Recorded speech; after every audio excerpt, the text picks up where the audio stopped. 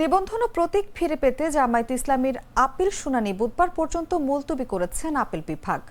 মঙ্গলবার সকাল 10টা থেকে প্রধান বিচারপতি ডক্টর সৈয়দ রেফাত আহমেদের নেতৃত্বে 7 বিচারপতি পূর্ণাঙ্গ আপিল বেঞ্চে শুনানি চলে। পরে তা বুধবার পর্যন্ত মুলতবি করা হয়। এর আগে রাজনৈতিক দল হিসেবে জামায়াতে ইসলামীর বাতিল হওয়া নিবন্ধন ফিরে পেতে আপিল শুনানি শুরু হয়। জামায়াতের পক্ষে শুনানি করেন ব্যারিস্টার এহসান আব্দুল্লাহ সিদ্দিক। এর আগে বুধবার প্রধান বিচারপতি ডক্টর সৈয়দ রেফাত আহমেদের নেতৃত্বাধীন আপিল বিভাগ এই দিন ধার্য করেছিলেন।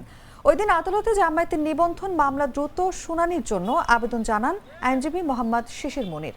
গত বছরের 22 অক্টোবর রাজনৈতিক দল হিসেবে জামায়াতে ইসলামীর বাতিল হওয়া নিবন্ধন ফিরে পেতে খারিজ হওয়া আপিল পুনরুজ্জীবিত করে দেন দেশের সর্বোচ্চ আদালতের আপিল বিভাগ।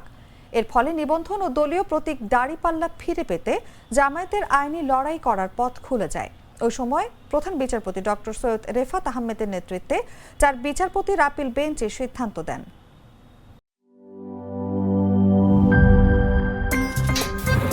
আমার একটা স্মার্ট সিদ্ধান্তে 25% গ্যাসের খরচ কমেছে। ভাবছেন কিভাবে?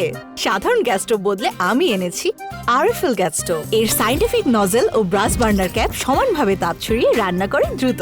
তাই গ্যাসও বাঁচায় 25%, টাকাও বাঁচে 25%। আরএফএল গ্যাস স্টোভ, নিরাপদ ও গ্যাস সাশ্রয়ী।